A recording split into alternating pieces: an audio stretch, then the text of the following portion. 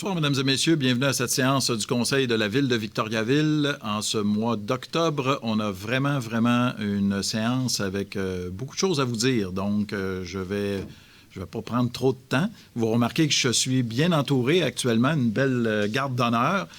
Qui dit mois octobre dit bientôt les cérémonies du jour du souvenir dans toute la région, notamment à Victoriaville. Donc, on va procéder à comme on le fait à chaque année d'ailleurs, c'est une tradition, à la proclamation de la campagne du coquelicot. Alors, je vais laisser M. Serge Pépin de la Légion royale canadienne de chez nous nous adresser la parole. Merci, M. le maire. Comme à toutes les années, nous nous retrouvons ici devant le maire et les élus pour le lancement de la campagne 2019 du Coquelicot, qui se déroulera le 1er, 2, 7 et 8 novembre. Victoriaville se veut une ville très respectueuse des traditions, surtout celle qui a trait à la reconnaissance des anciens combattants et de la Légion. La Légion royale canadienne Nord-Tabasca, filiale 86, perçoit un support invétéré de la ville, ses élus et de la population. J'invite le camarade Bruno pour la lecture de l'historique du Coquelicot.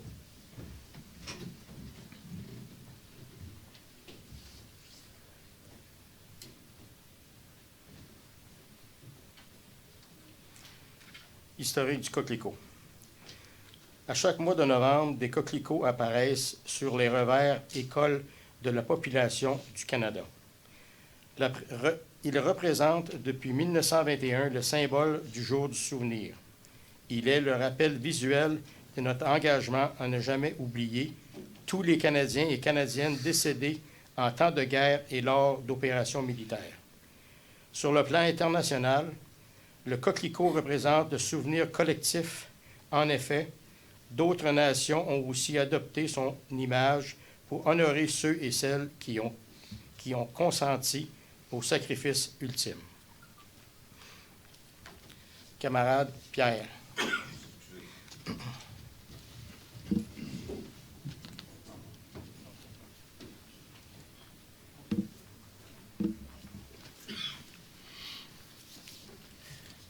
Prière. Avant de procéder à la besogne pour laquelle nous sommes réunis, arrêtons-nous un instant pour évoquer respectueusement le souvenir de nos camarades qui, sur mer, sur terre et dans les airs, ont fait le sacrifice suprême pour leur souverain et pour leur pays.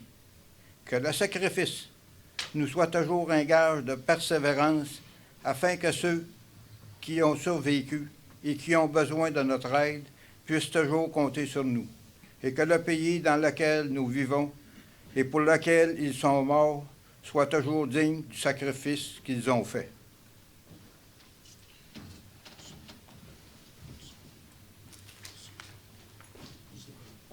Camarade Alain.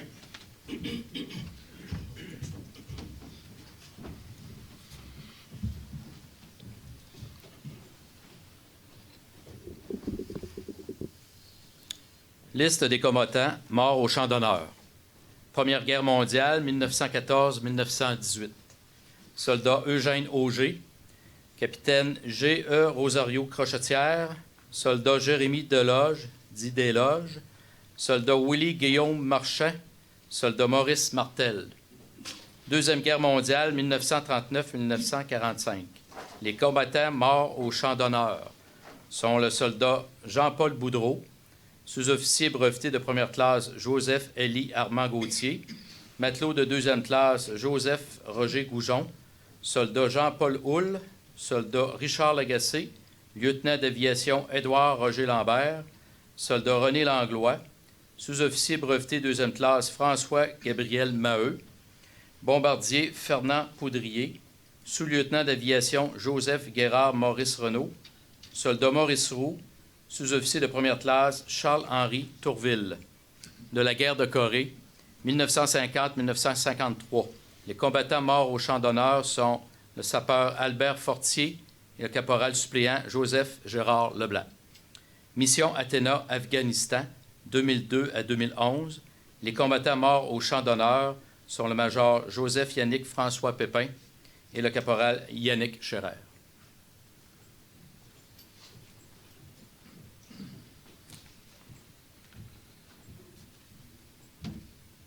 tous morts au combat.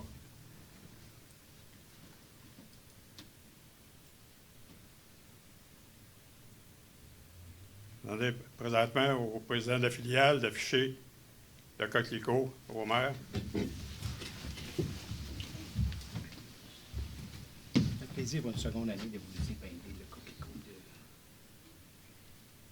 la campagne. Ça fait plaisir de recevoir vos mains. Merci.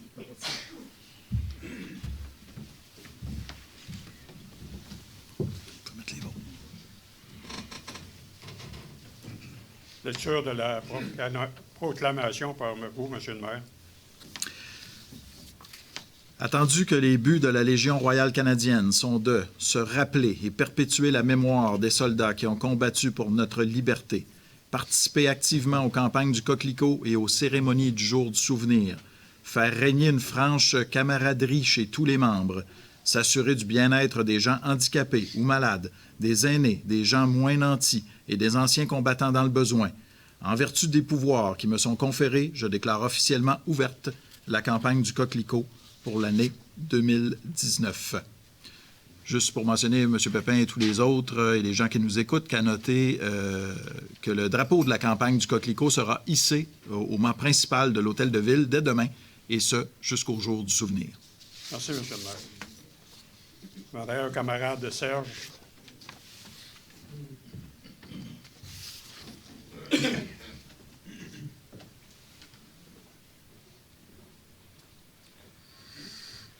Ils ne vieilliront pas comme nous l'avons survécu. Ils ne connaîtront pas l'outrage ni le poids des années. Quand viendra l'heure du crépuscule et celle de l'aurore, nous nous souviendrons d'eux. Je demanderai à l'assistance de se lever pour garder une minute de silence. Merci.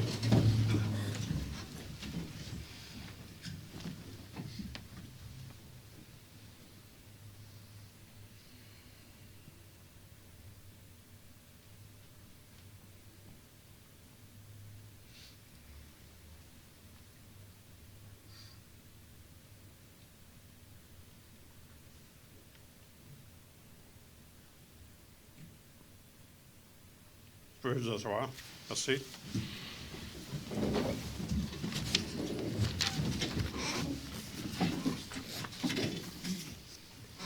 La Légion royale filiale 86 d'Arthabasca vous remercie pour l'opportunité offerte en regard avec l'ouverture de la campagne 2019. La parade se tiendra le 9 novembre au Cénotaphe, ici, en avant de l'Hôtel de Ville, pour 10h30. Merci, M. le maire. Drapeau, rassurez-vous.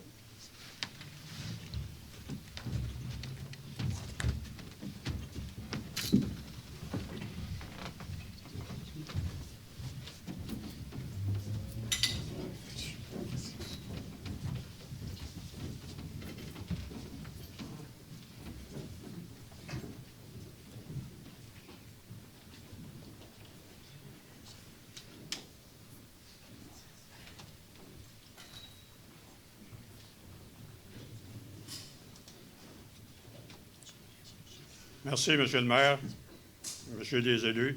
Bonne séance à tout le monde. Bonsoir, merci. Bien, merci, M. Pépin. Merci à tous les gens de la Légion pour cette belle cérémonie. On sera là, évidemment, le 9 novembre, comme vous l'avez mentionné. On invite la population à se procurer le coquelicot. Ce sera pour les œuvres de la Légion également, et en signe, bien sûr, de reconnaissance et de souvenir pour tous ceux et celles qui ont laissé leur vie pour notre liberté. Alors, je vous remercie beaucoup encore une fois pour cette cérémonie. Merci beaucoup, M. le maire. Ça me fait plaisir. Bonne soirée.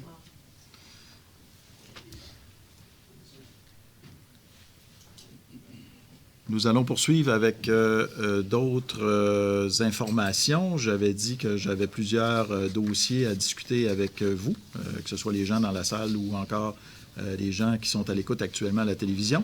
Alors, on a eu nous-mêmes à la ville de Victoriaville des informations, finalement, concernant les nombreux chantiers qui sont actuellement en cours dans la ville. Les deux principaux chantiers ici se poursuivent avec les travaux du ministère des Transports du Québec qui visent le remplacement du pont de l'Académie, ainsi que les travaux du collecteur Saint-Henri qui visent une meilleure gestion des eaux usées. On en profite également pour refaire l'asphaltage sur plusieurs rues également. Et les travaux majeurs qui vont permettre de rediriger les eaux usées du parc industriel directement vers l'usine d'épuration Achille-Gagnon et ainsi éviter des débordements dans la rivière lors de pluies importantes ou de la fonte de neige, ce qui est maintenant illégal d'ailleurs de la part du ministère de l'Environnement. Pour le boulevard des Bois-Francs Nord, la circulation est limitée en direction nord pour les véhicules d'urgence. Si tout se déroule bien, le boulevard devrait être ouvert dans les deux directions à compter du vendredi 11 octobre, en fonction de la météo, bien sûr, et le temps que le pavage soit complété. Pour ce qui est de l'ouverture du boulevard des Bois-Francs Nord, eh bien, ça va nous permettre de réaliser les travaux en approche du pont de l'Académie pardon, et de fermer le boulevard Jutra-Ouest à la hauteur du pont de l'Académie à compter du mardi 15 octobre. Notre objectif, évidemment, c'est de faire en sorte qu'on ne ferme pas deux voies importantes en même temps. Cette fermeture de Jutra-Ouest est prévue jusqu'en novembre. Donc, si vous avez bien entendu, au mois de novembre, tous ces travaux-là devraient être terminés. Il y a également des travaux, vous l'avez peut-être constaté si vous demeurez dans le secteur, c'est mon cas, des rues de la Joie et de la Paix. Alors, octobre-novembre, là, ça devrait être terminé également. Les travaux vont suivre finalement l'échéancier prévu dans ce secteur. Et il y a également la piste cyclable des Mésanges qui est maintenant terminée. Le rapport mensuel des permis de construction, il y a eu 121 permis cette année pour le mois de septembre, comparativement à 158 en 2018. Il y a eu 12 logements créés comparativement à 52 l'an dernier. La valeur déclarée est d'un peu plus de 7 millions de dollars cette année comparativement à 15 millions en 2018. On a délivré en septembre 2 permis dont la valeur des travaux est de plus de 500 000 $. L'aménagement intérieur du nouveau restaurant Benny, qui est sur Jutra-Est pour 500 000 $ et des rénovations de chambres et de salles de bain à l'hôpital, à l'Hôtel-Dieu d'Arthabasca, donc pour 1,3 million de dollars. Si on résume les 9 premiers mois de l'année, il y a eu 1126 permis cette année comparativement à 1361 en 2018. Le nombre de logements créés est de 136 comparativement à 403. La valeur déclarée est de tout près de 65 millions de dollars cette année comparativement à presque 112 millions, qui était une année exceptionnelle, on l'a déjà dit, notamment en raison de l'arrivée du groupe Sélection en 2018. J'ai ici devant moi, peut-être vous l'avez remarqué, j'ai plein d'affaires. Je vais commencer par ça. C'est un livre d'art, mais ce n'est pas les livres d'art qu'on a habituellement. Il est où d'ailleurs, celui, Charles, le dernier? Là? Non, c'est pas lui. C'est pas lui, je pense. C'est le dernier. Excusez-moi, je m'obstine avec les gens. Ça, c'est celui qu'on vient de finir. OK, c'est ça que je voulais vous raconter. Donc, livre d'art, une tradition. On a l'habitude de faire signer nos invités d'honneur, des gens importants, des gens qui sont ici pour immortaliser des événements importants également dans ces fameux livres d'art. Et cette tradition permet de conserver dans nos archives municipales des traces de moments marquants de l'histoire de notre ville. La semaine dernière, la ville a accueilli près de 40 étudiants du cégep de Victoriaville qui sont issus du programme international, qui sont donc des nouveaux arrivants à Victoriaville. Et cette cérémonie a fait en sorte qu'on a terminé, on a complété notre 6e livre d'art, livre qui était utilisé depuis 2005. Alors là-dedans, là, voilà. C'est ça. Il y a plein d'événements, puis de signatures. Les gens écrivent des messages également, des remerciements ou des explications sur certains événements. Donc, quand M. Roger Richard était le maire de la ville de Victoriaville, on a commencé ce livre-là, puis on vient tout juste de le finir. C'est une page de notre histoire qui se tourne et il y a un nouveau livre d'art qui va être en service dès ce jeudi. Alors, à ce moment-là, on va recevoir les finalistes. Ce sont des enfants qui vont être les premiers à signer dedans. Les finalistes du concours Chef-pompier d'un jour dans le cadre de la semaine de prévention incendie. Alors, pourquoi j'ai celui-là ici, puis que je voulais pas être mêlé, là, c'est que, puis vous voyez, j'aimerais le montrer à l'écran quand même, là. voyez le logo du Canadien. Alors, c'est une page qui date de 1956. Il y avait, écoutez, ça dit « À Jean Béliveau, champion de la Ligue nationale de hockey, l'hommage de sa ville, le 26 mai 1956 ». Et on retrouve la signature de Jean Béliveau lui-même, sa femme, ses parents. Il y avait d'autres joueurs également qui l'accompagnaient, ainsi que des entraîneurs et le directeur général. Donc, on retrouve Hector Toblake, Bernard Jouffrion, Frank Silke, notamment, qui avait signé lors de cette cérémonie dans ce livre d'or. J'aurais dû mettre des petits gants blancs, là. Je veux pas le salir, mais ce sont de beaux souvenirs, donc, qu'on garde dans nos archives pour la postérité. Alors ça, c'est un plus ancien. On va en commencer un autre. À part ça, oui, il y a autre chose ici. Là, ça, je vais montrer ça. Les travaux publics, donc, qui ont remporté un prix. Alors, je tiens à le souligner. L'équipe du service des travaux publics de notre ville a été honorée lors du gala reconnaissance organisé lors du congrès de l'Association des travaux publics d'Amérique, l'ATPA. Ainsi, les efforts déployés par l'équipe dans le cadre de la Semaine nationale des travaux publics ont été cités en exemple, permettant ainsi de mieux faire connaître ce domaine d'activité. Lors de ce congrès, le directeur du service des travaux publics de la ville de Victoriaville, M. Michel Lachapelle, a été aussi nommé au sein du conseil d'administration de son association. Félicitations donc à toute l'équipe des services des travaux publics pour cette belle reconnaissance qu'on a ici. Bien, évidemment, ça doit être à l'envers pour vous. Fait que moi, je vais la tourner. Voilà ce que la ville, en fait, le service des travaux publics de la ville de Victoriaville a reçu. Ben, merci, vous êtes gentil. Tiens, on va le mettre ici. J'ai autre chose à vous montrer. Un nouveau programme pour les bibliothèques. Les bibliothèques de Victoriaville proposent plusieurs activités gratuites pour l'automne, en plus d'être variées. La programmation propose plusieurs rendez-vous d'intérêt, un nouveau club de lecture et le retour de séries appréciées. La programmation est disponible dans votre bibliothèque préférée pour ne rien manquer de la programmation. J'ai ici le petit dépliant qui est maintenant fraîchement imprimé et disponible. On peut le retrouver aussi probablement à vic.to/bibliothèque au pluriel.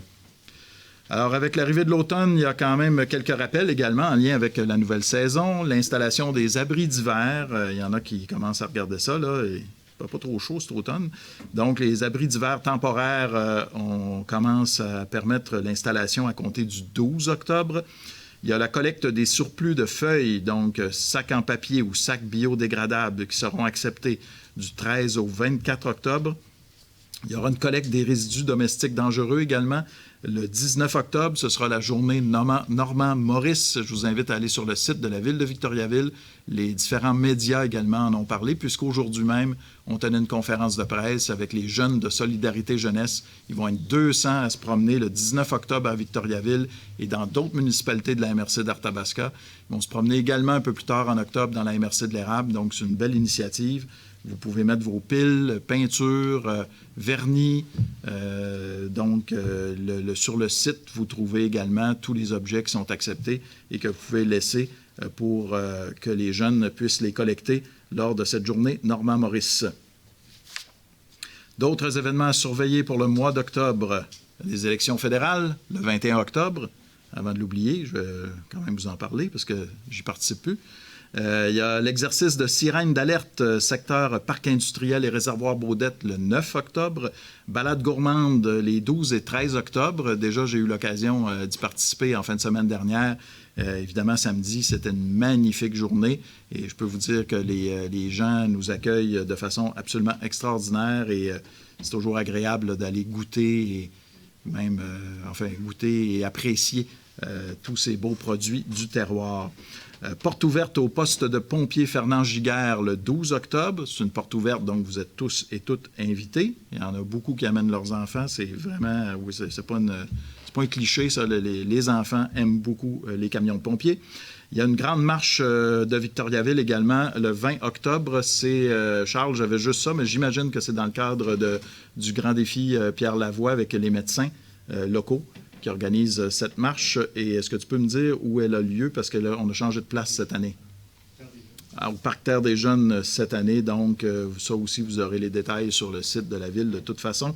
Il y a un Hop la Ville le 20 octobre prochain également. Grande visite des maisons modèles de l'APCHQ, une autre tradition finalement, du 19 au 27 octobre. Victo et ses oies, les 19 et 20 octobre. C'est peut-être l'automne, commence à faire plus froid, mais je vous dis qu'il y en a des affaires à faire et à sortir. Donc, on est des vrais Québécois. On met une tuque, puis on y va. Soirée d'Halloween aussi chez les commerçants du centre-ville. On ferme le centre-ville. Là, Charles, tu vas encore m'aider. Est-ce qu'il y a une partie cette année en particulier qui est fermée? C'est de Bois-Franc à Debigaré, puis c'est de 18h à 20h. Donc, toute la rue? Oui. Et on invite, petits et grands, mais je vous dis que ça, par exemple, les enfants apprécient particulièrement cette soirée. C'est coloré, c'est animé, c'est costumé. Alors, on sera là, en tout cas, je serai là, moi, avec certainement quelques autres personnes du conseil pour donner quelques bonbons aux enfants pour cette belle soirée qui se déroule en plein cœur du centre-ville, sur la rue Notre-Dame. Plusieurs activités et événements signalés également. Vous n'avez qu'à consulter le vic.to/coiffeur pour obtenir tous les détails. Croyez-le ou non, j'ai terminé mes quelques propos pour toutes ces activités. Alors, on va tout de suite procéder à la séance du Conseil avec l'adoption de l'ordre du jour. Il y a des modifications, Maître Arcan? Oui. Il y a 3 ajouts aux affaires nouvelles. Alors, à 15.1 et 15.2, on parle de suspension d'employés municipaux.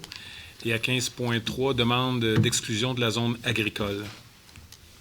Alors, je prendrai un proposeur pour l'ordre du jour, M. Provencher, appuyé par M. Fréchette. Ça c'est fait. 3.1, adoption ou approbation du procès-verbal de la séance tenue le 3 septembre 2019. Est-ce que c'est conforme, mes chers collègues? J'ai Patrick et M. Paulin, et M. Gauthier. 4.1. Dépôt d'une pétition formulée par des résidents durant Vachon, demandant à la Ville de Victoriaville de procéder à l'asphaltage d'une partie de ce rang. Alors, c'est une pétition qui a été reçue à la municipalité dans les derniers jours. Alors, on l'a déposée aux services concernés. Il y aura une analyse qui sera effectuée pour études et considérations ultérieures et un suivi sera fait auprès des pétitionnaires. Merci beaucoup.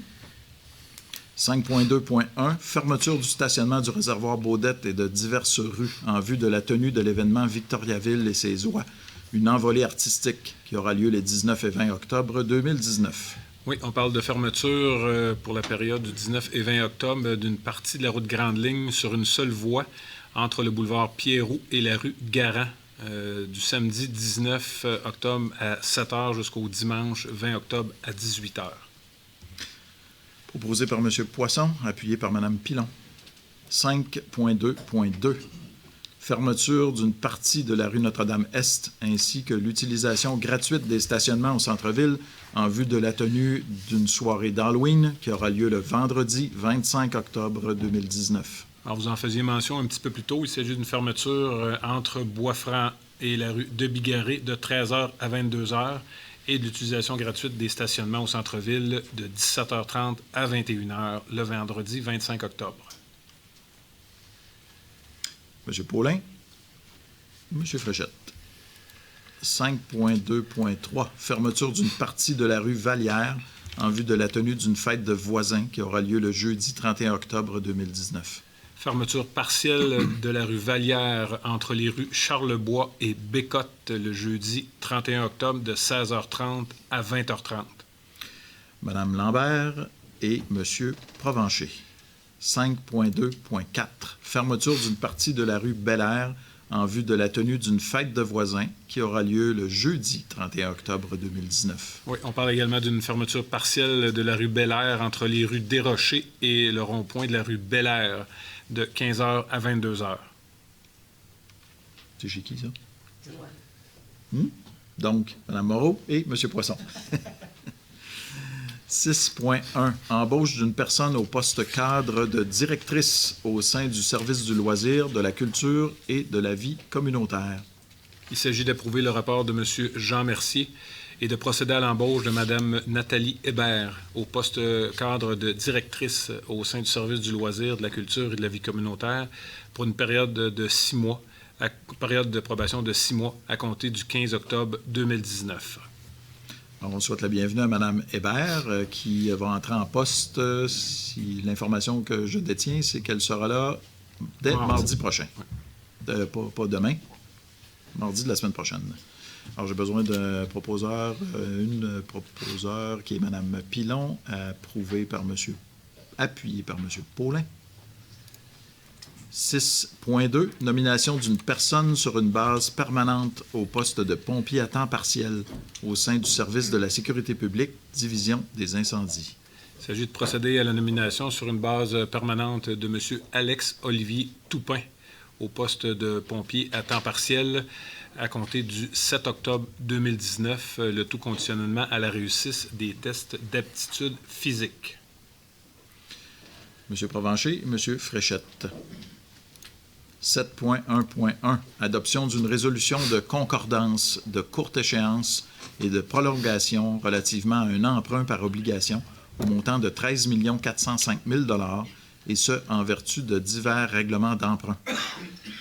Oui, on parle ici de refinancement de 23 règlements d'emprunt pour lesquels la Ville souhaite émettre une série d'obligations. Alors, on parle d'une obligation par échéance pour un montant total de 13 405 000 $, émission d'obligation qui sera réalisée le 23 octobre prochain. Mme Pilon, puis Mme Moreau.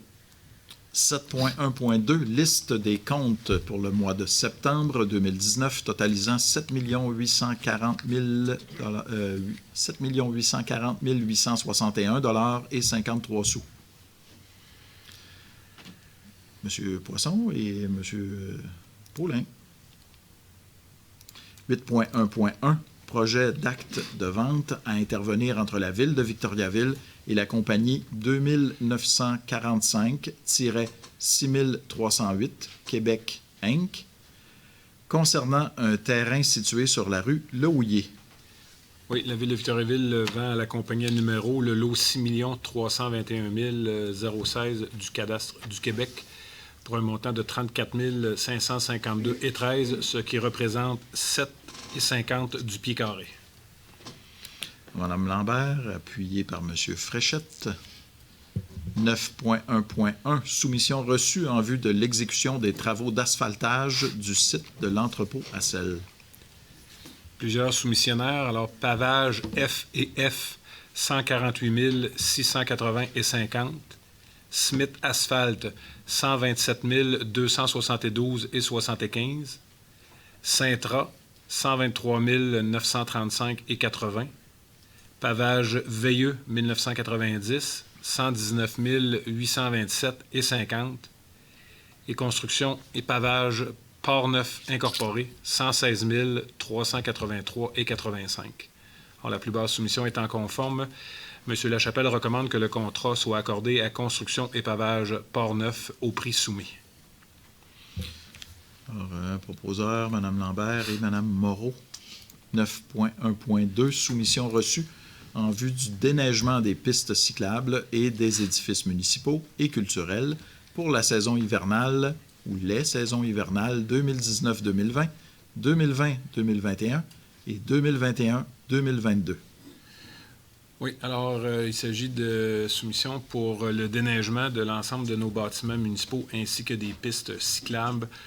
Je vais vous donner le prix global parce qu'il y a plus de 20 sites. Alors, à l'unité, ça pourrait être un petit peu fastidieux. Alors, le rapport de M. Lachapelle est complet.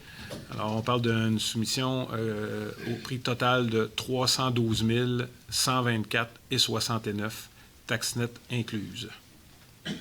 Il s'agit d'un montant, je m'excuse de préciser, ce n'est pas un montant annuel, c'est un montant pour les 3 années. D'accord. Alors, est-ce que j'ai un proposeur?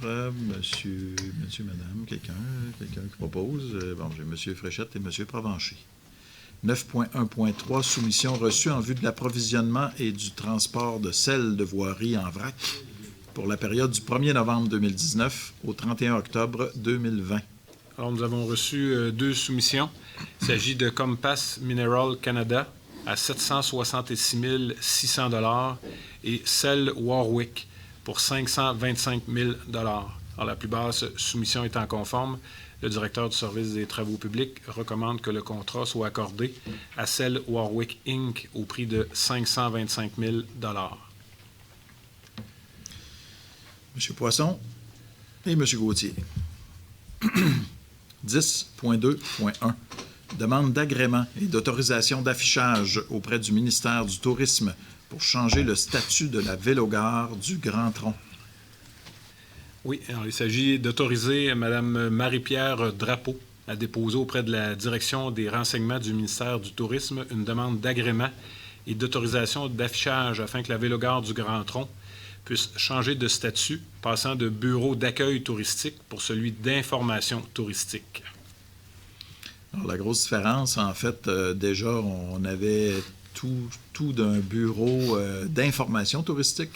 Mais là, on va avoir la permission du ministère. En fait, ce qu'on demande, c'est de pouvoir afficher sur une plus grande distance. Je pense qu'on va passer jusqu'à 5 km d'affichage pour indiquer à nos visiteurs que le bureau touristique est installé à la vélogare dorénavant. Essentiellement, c'est ça le changement. Exactement. 10, là, je vais commencer par répondre. Oui, j'ai Mme Lambert et M. Provencher. À 10.6.1, recommandation du comité d'analyse de soutien aux partenaires concernant des demandes d'aide financière. Oui, alors pour ce mois-ci, les aides financières pour le club de basketball Les Astéries, l'Expo Bœuf, ainsi que les fêtes victoriennes, pour un montant total de 6 165 $. Proposé par M. Poisson, appuyé par M. Gauthier. 11.1.1. Demande d'aide financière à être formulée dans le cadre du programme d'aide financière pour la formation des pompiers volontaires ou à temps partiel. Oui, ce programme a pour objectif principal d'apporter aux organisations municipales une aide financière permettant de disposer d'un nombre suffisant de pompiers qualifiés pour agir efficacement et de manière sécuritaire. Alors, pour la ville de Victoriaville, on prévoit pour l'an prochain la formation de 4 candidats au programme de pompiers 1, 4 candidats au programme de pompiers 2, ainsi que 12 candidats au programme de sauvetage en espace clos. M. Gauthier et M. Poisson. 12.1.1. Demande à être formulée au ministère de l'Environnement et de la lutte contre les changements climatiques en vue de l'obtention d'un certificat d'autorisation dans le cadre de la mise à niveau des postes de pompage Lapierre et Arthabasca. Oui, dans ce cas-ci, il s'agit d'autoriser la firme Pluritech à formuler la demande au nom de la ville de Victoriaville. Proposé par M. Fréchette, appuyé par M. Provencher. 12.1.2. Dépôt auprès du ministère des Affaires municipales et de l'Habitation de la programmation révisée des travaux prévus pour les années 2014 à 2018 dans le cadre du programme de la taxe sur l'essence et de la contribution du Québec, la TEC, pour les infrastructures d'eau potable, d'eau usée et de voirie locale. Alors, il s'agit, comme vous le mentionnez, de la programmation révisée de la TEC 2014-2018, qui est au montant de 12 977 405. C'est une étape préalable, cette mise à jour, afin d'obtenir les subventions recherchées auprès du ministère. M. Côté et M. Poisson.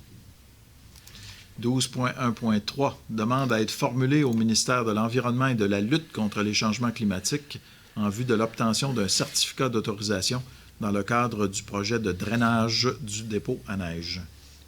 Il faut autoriser la firme Pluritech à présenter au ministère la demande du certificat d'autorisation qu'on appelle communément un article 22 dans le cadre du projet de drainage du dépôt et à présenter tout engagement en lien avec cette demande. M. Fréchette, M. Provencher. 12.2.1. Bail à intervenir entre la Ville de Victoriaville et Rogers Communications en vue de l'installation d'une antenne de téléphonie cellulaire. Oui, un bail à être consenti sur un lot appartenant à la municipalité, le lot 2 472 143 et les différentes conditions énumérées au bail qui est jointe à la résolution. Proposé par Mme Pilon, appuyé par M. Poisson. 12.3.1 jusqu'à 12.3.9. Les demandes de dérogation mineure. Je vous laisse aller, Maître Arcan. Je vais vous lire la première. Demande de dérogation mineure concernant l'immeuble situé au numéro 59 boulevard Labbé Sud. Demande formulée par la Ville de Victoriaville. Le CCU recommande d'accorder la dérogation mineure telle que formulée. Une demande pour l'immeuble du 161 rue Laurier-Ouest, formulée par M. Denis Roy. Est. Pardon, j'ai dit Je Ouest. pense. Est, vous avez bien raison, formulée par M. Denis Roy, où le CCU recommande d'accorder les demandes de dérogation mineure telles que déposées. Également pour l'immeuble du 12 rue Beau-Séjour, demande formulée par Mme Lucie Saucier et Yves Raymond. On recommande d'accepter la demande. Pour l'immeuble du 19A rue de l'Académie, déposé par M. Jonathan Thompson. Le CCU recommande d'accorder les dérogations mineures. Pour l'immeuble du 1285 rue Notre-Dame-Ouest, déposé par la compagnie 90-99-41-79 Québec Inc., on accorde également les dérogations mineures telles que formulées. Pour les immeubles situés au 17 à 19 route Grande Ligne, formulé par Victo Ouest, il est recommandé d'accorder les dérogations mineures conditionnellement.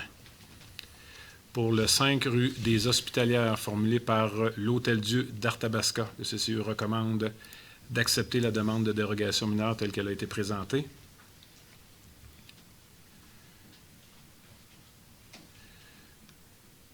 Pour l'immeuble du 26 rue du Moulin, formulé par M. Nicolas Larochelle, dans ce cas-ci, le CCU recommande de reporter la décision. Pour l'immeuble du 14 rang des Pointes, de la Pointe-Baudette, déposé par Mme Claudie Leblanc et M. Frédéric Anger, il est recommandé d'accorder la dérogation mineure.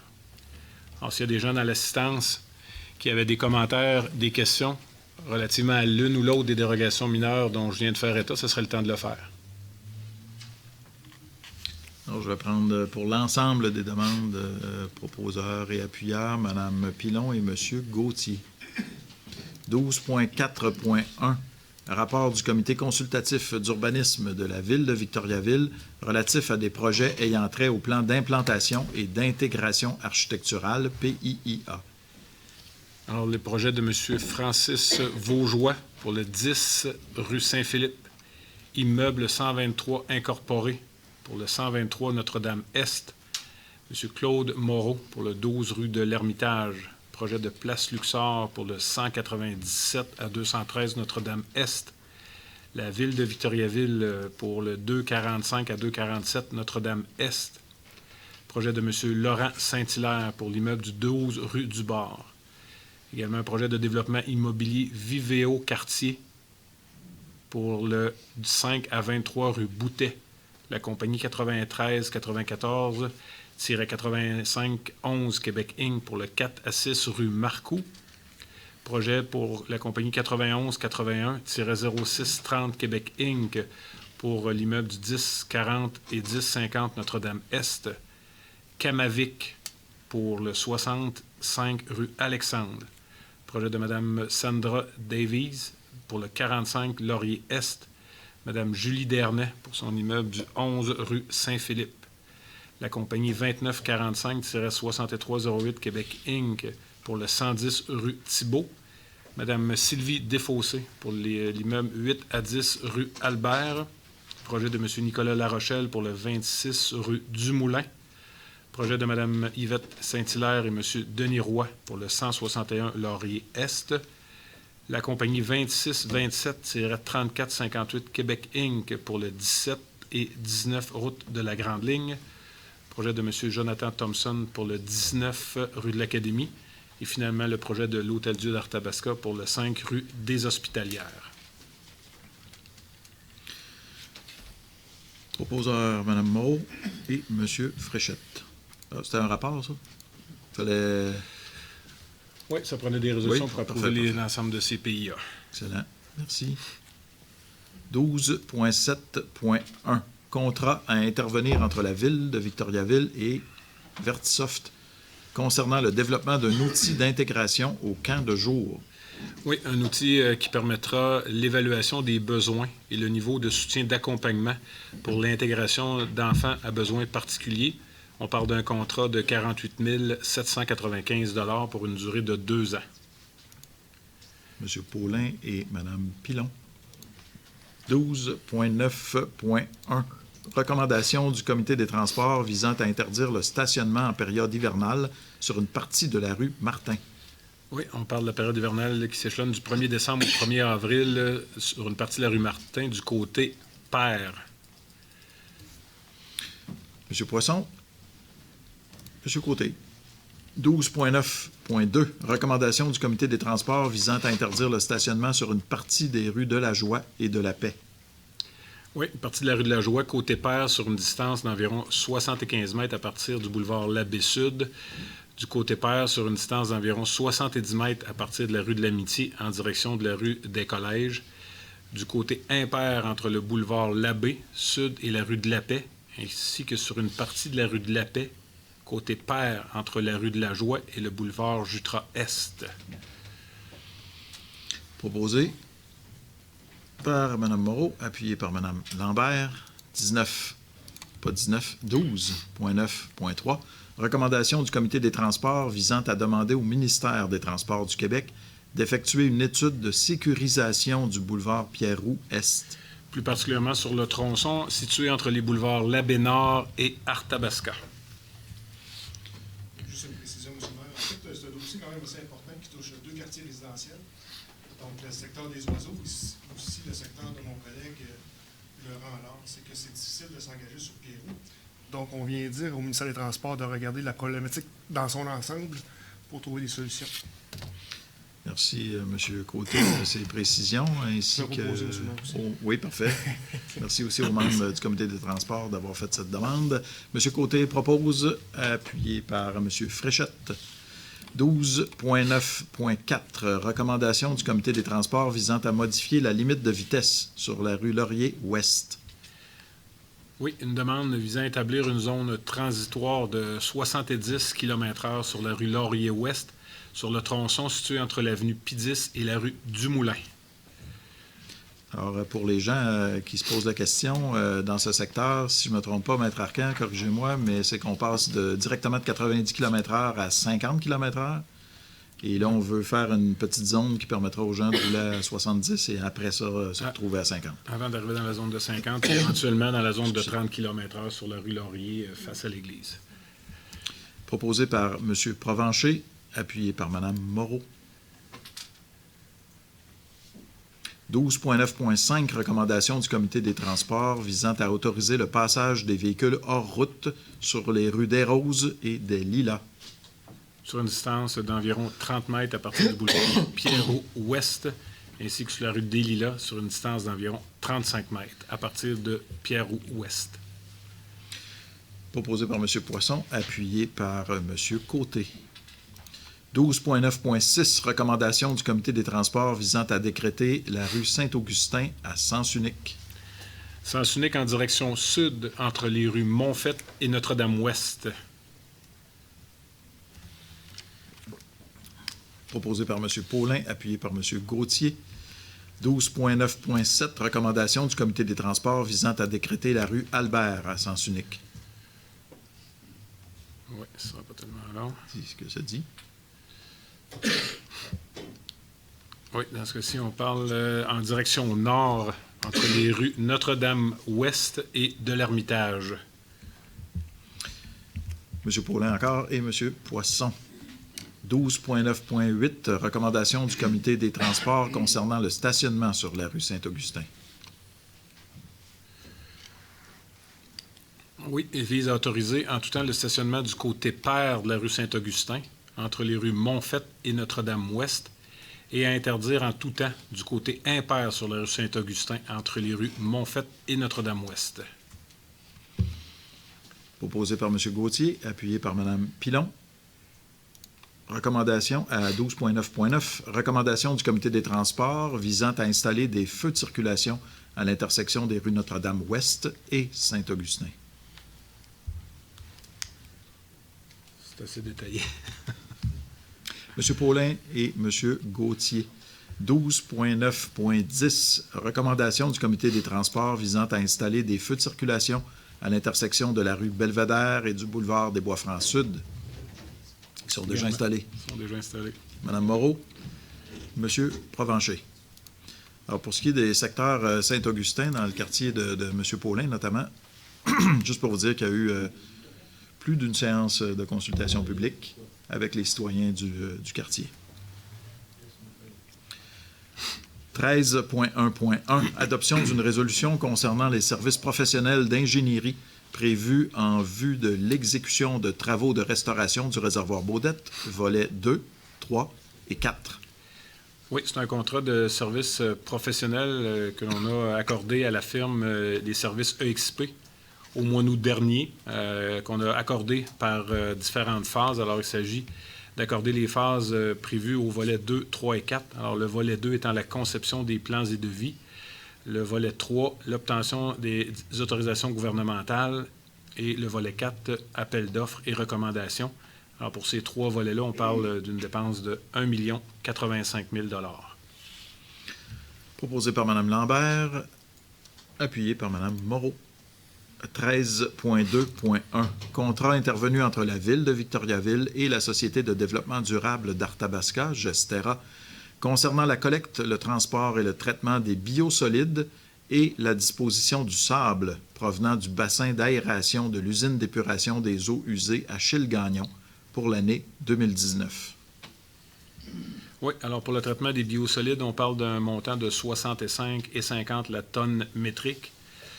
Quant à la disposition du sable, on parle d'un montant de 244 $ la tonne métrique pour un montant estimé pour cette année de 897 000 $. Alors, proposé par M. Provencher, appuyé par Mme Lambert. 13.3.1. Contrat à intervenir entre la Société de développement durable d'Arthabasca, Gestera, et la Ville de Victoriaville concernant l'acquisition de bacs roulants servant à la collecte des matières compostables. On parle de bacs bruns. On parle de l'acquisition de 486 bacs roulants de 360 litres devant servir à la collecte des matières compostables pour un coût unitaire de 86,55 pour un montant total de 42 063,30. Proposé par Mme Pilon, appuyé par M. Gauthier. 13.3.2. Demande d'aide financière à être formulée auprès du ministère des Affaires municipales et de l'occupation du territoire dans le cadre du plan d'action 2013-2020 sur les changements climatiques. Oui, alors c'est un fonds particulièrement financé par l'entremise du Fonds vert. Alors, la Ville de Victoriaville désire réaliser un plan d'adaptation contre les changements climatiques, projet estimé à 80 000 $ qui pourrait être, dont le ministère pourrait contribuer à 50 %, soit un montant de 40 000 $. Il s'agit d'autoriser M. Cyr à déposer auprès du ministère la demande d'aide financière. Alors, proposé par M. Fréchette, appuyé par Mme Lambert. 14.1.1, avis de motion à être donné d'un règlement modifiant le règlement numéro 1199-2017 concernant la paix, l'ordre et la sécurité publique sur le territoire de la municipalité et dépôt du projet de règlement numéro 1309-2019. Oui, projet de règlement qui vise à modifier les dispositions concernant les fausses alarmes.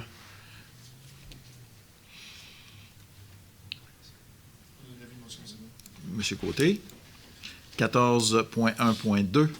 Autre avis de motion, cette fois à être donné d'un règlement modifiant le règlement numéro 1198-2017 concernant les nuisances et l'insalubrité et dépôt du projet de règlement numéro 1310-2019.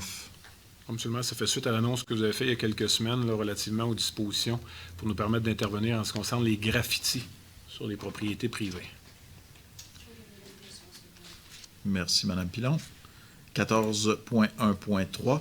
Avis de motion à être donné d'un règlement modifiant le règlement numéro 1224-2018, établissant les dispositions réglementaires à être appliquées par la Sûreté du Québec sur le territoire de la municipalité et dépôt du projet de règlement numéro 1311-2019. Alors, on vient inclure dans le règlement d'application de la Sûreté du Québec les dispositions dont on vient donner de l'avis de motion, c'est-à-dire les nouvelles dispositions sur les fausses alarmes ainsi que sur les graffitis. Je vais donner l'avis de motion, M. le maire. Merci, M. Gauthier. 14.1.4. Avis de motion à être donné d'un règlement visant à lutter contre la propagation de l'agril du frêne sur le territoire de la ville de Victoriaville et dépôt du projet de règlement numéro 1313-2019. Un projet de règlement qui contient diverses dispositions relativement à cette problématique ainsi que l'utilisation qu'on peut faire de ces arbres malades. Si je ne me trompe pas, M. Verville, il y a un communiqué qui a été mis au moment même où on se parle. Donc, les médias l'ont déjà en main, donc la population pourra en prendre connaissance également. 14.1.5. Monsieur le maire. Oui? Un avis de motion. Ah, c'est un avis de motion. Petite bête qui nous envahit, mais il faut le faire. Tout à fait, Donc, merci. Monsieur le maire, je vous donne l'avis de motion. Merci, M. Paulin, de me rappeler à l'ordre. J'allais oublier, ça prend l'avis de motion avant d'avoir le règlement. 14.1.5, avis de motion à être donné d'un règlement modifiant le règlement de construction numéro 1263-2019, ainsi que le règlement relatif aux permis et aux certificats numéro 1264-2019 et dépôt du projet de règlement numéro 1312-2019. Oui, alors il s'agit d'un projet de règlement qui concerne les normes de construction durable ainsi que les constructions inachevées ou abandonnées. Je vais donner l'avis de motion seulement. Merci, M. Provencher. 14.1.6. Adoption du projet de règlement numéro 1312-2019, modifiant le règlement de construction numéro 1263-2019, ainsi que le règlement relatif aux permis et aux certificats numéro 1264-2019. C'est le projet de règlement qui fait suite à l'avis de motion dont on vient de donner l'avis de motion, justement. Alors, c'est pour aviser la population qu'il y aura une assemblée de consultation publique sur ce projet de règlement-là, qui aura lieu lundi, le 28 octobre 2019, à 17h. Alors, il y aura lieu de désigner un membre du CCU. Je pense que c'est M. Fréchette. Bien ça. Alors, il s'agit d'adopter le projet de règlement. Parfait. Proposé par Mme Moreau, appuyé par Mme Lambert. 14.1.7. Adoption du règlement numéro 1306-2019, modifiant le règlement numéro 1260-2019 constituant le plan d'urbanisme. Oui, alors ce règlement vise à modifier la carte numéro 20 du plan d'urbanisme intitulée « Grande affectation du territoire victoriavillois » afin d'inclure la totalité du lot 3 435 186 du cadastre du Québec à l'intérieur de l'affectation commerciale locale. M. Paulin et M. Poisson. 14.1.8. Adoption du règlement numéro 1307-2019, modifiant le règlement de zonage numéro 1261-2019. Règlement qui vise à agrandir la zone commerciale C502, située dans le secteur de la rue Notre-Dame-Ouest, entre les rues Ali et Maurice, afin d'assurer la concordance au plan d'urbanisme. M. Fréchette et Mme Lambert. 14.1.9. Adoption du règlement numéro 1308-2019, modifiant le règlement numéro 1267-2019, relatif au plan d'implantation et d'intégration architecturale PIIA. Règlement qui vise à intégrer la liste des des propriétés patrimoniales soumises au PIA, le bâtiment situé au numéro 37 à 39B, rue Saint-Jean-Baptiste. M. Gauthier et M. Poisson. 14.2.1. Adoption du calendrier des séances ordinaires du Conseil municipal pour l'année 2020. Alors, il s'agit d'approuver le calendrier qui est annexé à la résolution. Mme Lambert et M. Provencher. Vous êtes mieux d'être là. Non, pas juste vous, tout le monde. On va être tous là. Aux affaires nouvelles, 15.1 et 15.2. Maître Arcan, je peux les passer les deux parce qu'il s'agit de suspension d'un employé municipal. M. Poisson et Quelqu'un d'autre? Monsieur Paulin. 15.3. Demande d'exclusion de la zone agricole permanente à être déposée auprès de la Commission de protection du territoire agricole du Québec. Il s'agit d'approuver le projet préparé par M. Jean Demers et de demander à la Commission de protection du territoire agricole du Québec d'exclure une partie des lots numéros 3 434 602 et 3 434 603 du cadastre du Québec, lot situé à l'arrière de l'immeuble CIO 225 avenue Pidis. Oui, bon, parfait. M. Côté et Mme Pilon. On est rendu déjà aux interventions des membres du conseil municipal à 16.1. M. Paulin, vous aviez une information à partager avec nous.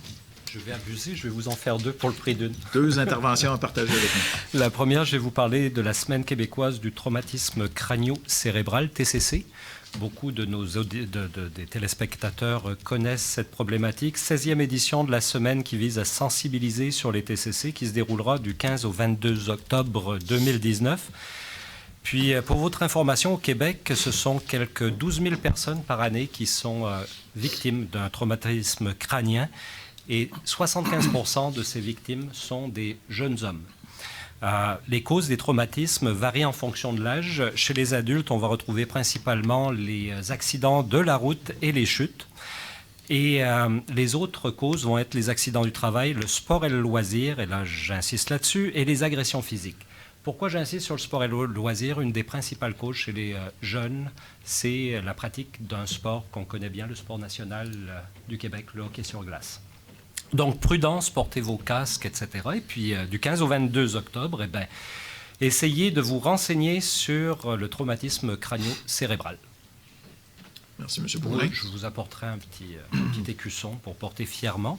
Deuxième information, si vous le permettez, Monsieur le maire, aujourd'hui, c'est la fin des candidatures pour notre conseil jeunesse, n'est-ce pas, Monsieur Côté? Exact.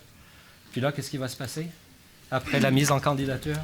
Là, c'est la campagne électorale. On est habitué à ça, mais la campagne commence à partir de demain. On est chanceux. On a eu quand même 20 candidatures jeunesse qui ont une belle réussite pour une première édition, effectivement. Donc, 20 jeunes qui ont décidé de s'impliquer sur le conseil jeunesse de Victoriaville sur une possibilité de 11 postes. Je regarde notre greffier, qui est souvent le directeur des élections chez nous. Hein. Ça veut dire qu'il y a des élections dans pratiquement tous les secteurs, tous les secteurs visés. Donc, on voit que notre jeunesse est intéressée par la chose politique et j'en suis particulièrement heureux. Avec mon collègue Alexandre, ça fait des années qu'on rêve de ce conseil jeunesse qui va être un véritable conseil avec des vrais élus, jeunes, mais des élus, puisque c'est notre avenir. Donc, rendez-vous avec la campagne électorale qui va être fort palpitante. Le 5 novembre. Et ça fera 2 ans que nous-mêmes sommes élus pour ce deuxième mandat, donc le 5 novembre. Rendez-vous pour la soirée électorale. On parle beaucoup de relève dans plusieurs domaines, le secteur manufacturier, secteur de la santé, secteur de l'éducation. Alors, nous aussi, ça va en prendre de la relève. Alors, bonne chance, bon succès à tous ces jeunes qui ont accepté de donner de leur temps, parce que ça va être ça aussi. Là. Ils vont faire des réunions, des séances de conseil, ils vont nous faire des recommandations, j'imagine. On dira pas plus long. On dévoilera ça quand le conseil sera constitué, mais bonne chance pour cette campagne électorale. Probablement pas de pancarte sur les poteaux pour aller mélanger. Non, vous savez, les jeunes sont... et puis, vous savez, les jeunes et les moins jeunes, on est attentifs maintenant à l'environnement, donc on veut aller vers des campagnes sans pancarte. Et ces jeunes nous montrent la voie. J'espère qu'ils seront inspirants pour les autres candidats. Ça va être une campagne de réseaux sociaux, d'après moi. Là. Il y a des chances. Merci, M. Paulin. Autre chose, collègues? Sinon, la période de questions est maintenant ouverte. Vous êtes invités, mesdames et messieurs, à vous présenter au lutrin, à venir vous identifier et à poser votre question aux membres du conseil. Si vous voulez venir, M. Roy, approchez-vous du lutrin. Merci. Oui, mon nom est Denis Roy. Je suis ingénieur. Je suis un Victoriavillois d'origine 1936. Même si j'ai voyagé beaucoup, comme plusieurs le savent ici. Monsieur le maire, je vous remercie de me donner la parole. Je vous remercie, messieurs les conseillers. Monsieur le greffier, monsieur le directeur général, qui est ingénieur comme moi, je le sais, je l'ai croisé rapidement. Évidemment, je viens ici dans un but un peu spécial. Mon père a été conseiller, comme vous, durant 9 ans, durant plusieurs années. D'ailleurs, il y a une rue qui s'appelle la rue Roy. On a affiché, je suis venu du côté du département des archives et j'ai mentionné ce fait-là. Et puis, évidemment, c'était la rue Roy. Puis là, à ce moment-là, on a pris en considération, puis quand l'indication de la rue Roy a été changée, on a marqué Zachary Roy, conseiller de telle année à telle année. Pourquoi je viens vous parler ici? J'ai déjà eu l'occasion de soulever une situation en privé avec certaines personnes qui sont ici. Moi, c'est surtout une demande particulière que je voudrais présenter. On a un beau parc au centre-ville qui s'appelle le Parc Sainte-Victoire, en souvenir, évidemment, de l'église Sainte-Victoire, puis peut-être pas de l'église Sainte-Victoire, comme la paroisse Sainte-Victoire. Moi, c'est une suggestion que je fais, que je veux qu'il soit public actuellement. Je souhaiterais que ça s'appelle le Parc du souvenir. Parce que Victoriaville, on a beaucoup de souvenirs. On en a beaucoup. Puis là, j'ai réalisé, parce que j'ai eu l'occasion de le consulter, le département des archives qu'on a ici à Victoriaville, que je trouve qu'il se développe de plus en plus. Les gens qui sont là communiquent avec la bibliothèque de l'Assemblée nationale, que je connais à Québec, etc. Mais je me dis, le parc de souvenirs, on a tellement de souvenirs à Victoriaville. Pourquoi on ne ferait pas quelque chose, peut-être éventuellement, aller plus loin que ça? Parce que, monsieur le maire, vous le savez, je vous ai parlé de la cloche. La cloche, pourquoi? C'est la cloche de l'église Saint-Martyr. Mon père était marguillier à l'église Saint-Martyr quand il y a eu la fameuse bénédiction des cloches. Là, actuellement, c'est rendu une propriété privée. Je ne sais pas qu'est-ce qui peut en devenir des cloches, mais je me dis, la fameuse cloche, le nom de mon père est dessus. Il s'est dévoué durant 9 ans pour la ville de Victoriaville. Puis quand je parle du parc du souvenir, pourquoi il n'y aurait pas quelque chose bien plus que ça? On a des vitraux à l'église Saint-Martyr. Ça s'est fait d'une certaine façon, j'ai rien à dire, parce que le but de ça, c'était d'attirer des gens au centre-ville. Là, je vous parle pour Victoriaville. Oui. J'ai parlé de Victoriaville à l'extérieur de Victoriaville, l'Union des cantons de l'Est. C'est parfait, M. Roy. Je vais vous interrompre parce que je veux vous répondre. Je suis prêt à vous répondre, là. Je suis prêt à vous répondre à vos demandes. En fait, dans le cas de votre première demande, on pourra en faire mention, on pourra en faire donner cette information-là au comité de toponymie de la ville de Victoriaville concernant un changement de nom de parc. Ça s'est déjà fait. On verra les raisons pour lesquelles on pourrait le faire. Et évidemment, du côté de l'Église, je vous avais mentionné que les cloches, on ne les laisserait pas... être endommagées ou être vendues ou quoi que ce soit. C'est maintenant effectivement une propriété privée. Soyez assurés que les cloches demeurent sur place. Si jamais le propriétaire actuel, avec qui on a une très bonne relation, décidait de faire quoi que ce soit, on désirerait être informé de ça. On ne veut pas laisser les cloches s'en aller non plus. Et pour ce qui est des vitraux, le propriétaire également va faire en sorte de les... Ils ne vont pas rester sur place, mais ils vont être préservés. On est en train de travailler avec lui pour voir ce qu'on pourrait faire en termes d'exposition, mais c'est certain que les vitraux vont être préservés également. C'est du patrimoine, donc déjà, le nouveau propriétaire avait mentionné son intention dans ce sens-là, à notre satisfaction. Donc voilà. Et je veux, en passant, remercier, pas seulement de la ville, le personnel de la ville. Je trouve que l'équipe qui est au niveau de la ville, dans différents services, c'est extraordinaire. Chapeau. Merci beaucoup. Merci. Autre question, autre intervention? Je vous invite à vous présenter au lutrin. Merci, monsieur. Merci. Bonsoir, monsieur le maire. Bonsoir, madame, messieurs les conseillers et conseillères. Mon nom est André Capitran, du 29 rue des Bouleaux à Victoriaville. M. Roy mentionnait que son père avait été 9 ans au service de la ville. Je l'ai été 8 ans. Ça fait au début des... En tout cas. Juste avant de commencer, M. le maire, je voudrais remettre ça au directeur général. C'est une pièce qui va servir dans la prochaine semaine. Est-ce que je viens vous le porter ou vous venez le chercher? C'est une tasse, pas pour prendre du café. Oui, monsieur Verville va prendre ça, là. Mais c'est bien important ce que c'est qui est là-dedans. Je remettrai ça au directeur général ou au maire, peu importe. Là. Bon, moi, la semaine passée, ou il y a 2 semaines, j'écoutais l'émission Enquête de Radio-Canada. J'écoute la petite vie des fois, mais des émissions plus sérieuses. Et j'ai appris que dans une municipalité pas loin d'ici, à moins de 100 km, il y a un petit couple qui parlait au début puis qui disait que dans l'eau potable de la municipalité, il y a du manganèse et que ça affectait le cerveau des jeunes enfants, même au point de vue de l'école. Personne ne le savait, mais tu es supposé d'avoir de la bonne eau. C'est ce que c'est que le maire de l'emploi de l'endroit disait. Mais il y a du manganèse dedans, pareil. Et ça, c'est tous les citoyens qui boivent de l'eau à tous les jours, à moins qu'ils jettent leur eau. Mais ça, c'est une autre histoire. Donc, le but, c'est tout simplement, je viens de remettre une tasse. J'avais reçu comme ça 4 grosses tasses. Et puis, l'hiver, comme tout le monde, quand ça arrive le mois de décembre, je chauffe à l'électricité au 29 rue des Bouleaux. Mais j'ai un poêle aussi à combustion lente. Et puis, je brûle à peu près 2 ou 3 cordes de bois dans les mois très froids, là. Tu sais, décembre, janvier, février, là.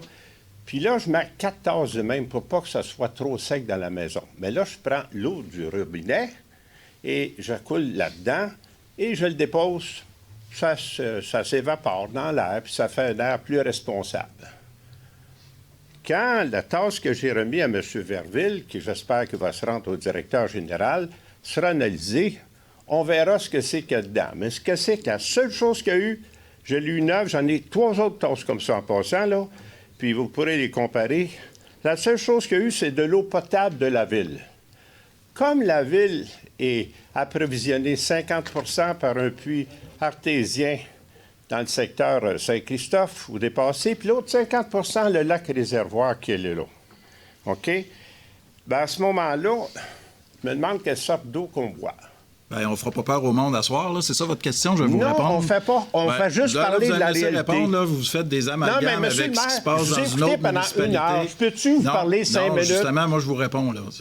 Je vous réponds parce que vous faites des longs préambules pour en arriver avec une information pour essayer de faire peur à la population. Ils sont importants. L'autre, quand le président d'une assemblée parle, vous auriez la politesse de pouvoir... me laisser parler. Oui. Je réponds à votre question. Non, vous me parlez par-dessus. C'est à votre tour. Je pense il y a peut-être d'autres gens qui veulent poser des questions ici ce soir. Pardon? J'ai pas entendu votre dernière phrase. Voulez-vous la répéter, s'il vous plaît? Parce que vous parlez en même temps que moi. Ah. OK. J'ai dit pardon. Qu'est-ce que ça veut dire? Vous avez dit la dernière phrase. Non, moi, c'est terminé. Là. C'est terminé. Vous êtes comme le pape, vous ne trompez jamais. Vous avez dit une fois, puis ça compte pour la balance de la soirée. C'est ça? Ben, on va rester poli. Est-ce que vous avez d'autres choses? Je suis très poli, très respectueux en passant. Absolument pas. Vous me coupez la parole. Moi, j'essaie de vous répondre parce que sans ça finit pas. Voulez-vous que je vous fasse entendre les 8 dernières assemblées, comme quoi vous faites des interventions lorsque je parle, M. le maire?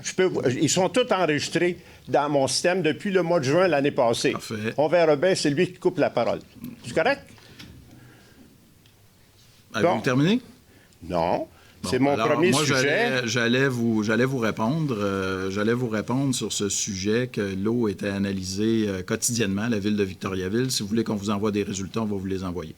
Bon, à partir de la tasse qui est là, puis j'en ai 3 autres en réserve, elle est scellée. L'eau potable de la ville de Victoriaville est analysée quotidiennement. On vous enverra une fiche avec des résultats. L'eau potable à Actonville aussi est analysée. Mais c'est bizarre. C'est même pas puisé au même endroit. Alors, non, mais je vous dis ça. L'eau potable est analysée, puis pourtant, ils ont découvert récemment. Est-ce que vous avez d'autres... Je pense qu'il y a d'autres gens qui veulent intervenir également. On ne va pas s'éterniser. Est-ce que vous avez une autre question? Non, mais je n'avais pas fini le premier point. Je vous disais tout simplement que à l'article que, justement, j'avais parlé à 13.1.1 ce soir, là, on a parlé ici, et je mentionne, adoption d'une résolution concernant les services professionnels d'ingénierie en vue de l'exécution des travaux sur la restauration du lac réservoir. Vous m'aviez dit, j'avais demandé, c'est quand qu'on a fait le lac réservoir, Bulstrode, vous avez dit en 1977. Et comment ça a coûté? Vous avez parlé de 40 millions, si ma mémoire est fidèle. J'ai pas dit que c'est ça que ça avait coûté. Et J'ai comment dit ça que va ça, c'est coûter les dans- travaux qu'on va devoir faire pour s'assurer qu'on puisse s'approvisionner en eau potable pour des années et des années encore à venir. Bon. Mais en 77, on est en 2019. Ça fait combien d'années, ça? Un calcul rapide, 40 ans? 42 ans? Ça a coûté 40 millions, c'est-à-dire 1 million chaque année. Personne n'a dit que ça Et avait ça va coûté 40 coûter millions. 60 millions dans 1 an, 2 ans qu'on fait des travaux? Non, là, vous mêlez des choses. Là. Le 40 millions, c'est les travaux qu'il va falloir effectuer. On a déjà obtenu 16 millions de subventions de la part du gouvernement fédéral. On est en demande d'un montant identique de la part du gouvernement du Québec. Oui. Et la Ville de Victoriaville va Oui. investir 8 millions de dollars pour Oui. assurer la pérennité en approvisionnement d'eau potable pour les résidents de la Ville de Victoriaville, pour le futur, pour nos enfants et nos petits-enfants. Bon. Est-ce que, au total, ce que c'est qu'on va dépenser en 2020 ou 2021? On commence les On a travaux? commencé déjà. On y va progressivement. Vous avez commencé Les travaux Bon. vont commencer en 2020. Avez-vous une autre question? Non, c'est toujours sur le premier point. L'eau potable, c'est important. Monsieur le maire, j'ai remis une tasse, comme quoi qu'il y a des résidus qui se déposent. Je vais vous demander, monsieur, de laisser d'autres personnes poser Oui, des questions. mais je vais vous demander de revenir parce que j'ai une deuxième vous reviendrez question à la à vous poser. fin quand d'autres personnes auront réussi C'est bon. à prendre la Est-ce qu'il y en a parole. d'autres? Est-ce que quelqu'un d'autre veut nous poser des questions? Bonsoir, Bonjour. monsieur. Jocelyn Raffard, le Jean Desharnais. Bonsoir. Moi, j'aimerais ça, là, que quand les gars ils viennent de la ville pour boucher les trous, là, Oui. mais qu'ils passent comme il faut, hein? Parce qu'il y en a beaucoup à l'heure actuelle. Fait que j'espère qu'il va y avoir un suivi à ça. Vous êtes dans quel Dans le Jean secteur? Desharnais. Parfait. Est-ce qu'il y a des endroits particuliers? Vous avez remarqué des... Ben, ils disent que quand il y a des ronds, quand on fait une couche de peinture pour plaquer ce qui sont les trous, là, ben, pour moi, il y en aurait quasiment grandeur du rang. Fait que, s'il vous plaît, amenez voir ça, là, puis faites de quoi. Ben, merci de nous informer. On va effectivement envoyer des équipes. Bon, ben, c'est bien. Merci. OK. Merci, monsieur. Bonsoir, Bonsoir, monsieur. monsieur le maire, conseiller, conseillère. Moi, je représente la pétition qu'on a déposée au conseil de ville. Puis, si j'ai bien compris, on a parlé qu'on ferait une étude de faisabilité, c'est bien ça? Non. Monsieur. Aux services concernés qui vont l'analyser et effectuer un suivi auprès des pétitionnaires, effectivement. Puis dans combien de temps qu'on devrait avoir une réponse? Ce serait bien. Je ne peux pas vous donner d'informations. On pourra peut-être vérifier un petit peu plus tard. Je prendrai vos coordonnées, puis on pourra vous assurer un suivi. D'accord. Fait que je vais attendre un suivi de ça. Merci. Merci. Merci. Autre intervention?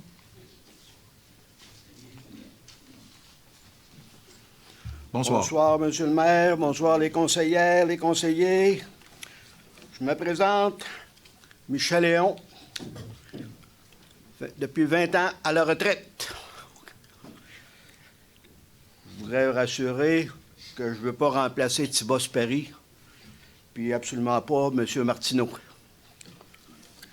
Je suis venu ici, j'ai une preuve, le 5 décembre 2001. Là, plusieurs n'étaient pas ici. Des citoyens veulent mettre la hache dans le règlement des arbres. Il y a Normand Maurice qui est ici. Puis moi. Donc, on ne peut pas dire que je viens vous voir trop souvent. Mais quand je me déplace, j'essaye de ne pas me déplacer pour rien. J'ai rencontré, pas rencontré, excusez, j'ai parlé à un échevin qui s'appelle Alexandre Côté, là, à peu près 2 semaines. J'ai soulevé un problème. Il m'a dit, on a une réunion du conseil lundi de la semaine passée. Et puis, j'ai attendu 2 jours avant de l'appeler. Mais, après ça, en n'ayant pas de nouvelles, j'ai appelé à tous les jours.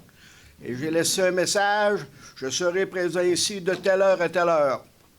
Jamais rappelé. Mais, le lendemain, le surlendemain, tous les lendemains, je vais venu. On ne réglera pas ça ce soir, mais c'est quoi votre question, M. Héon? Quelle est votre question? Ah non, je vais en venir, là, pas en avoir peur. Justement, il y a un règlement ici pour la période de questions. Vous avez un préambule. Je vais être clair et net là, pour qu'on comprenne. Là, parce justement, que y a des bouts, venez-en aux faits. Bon.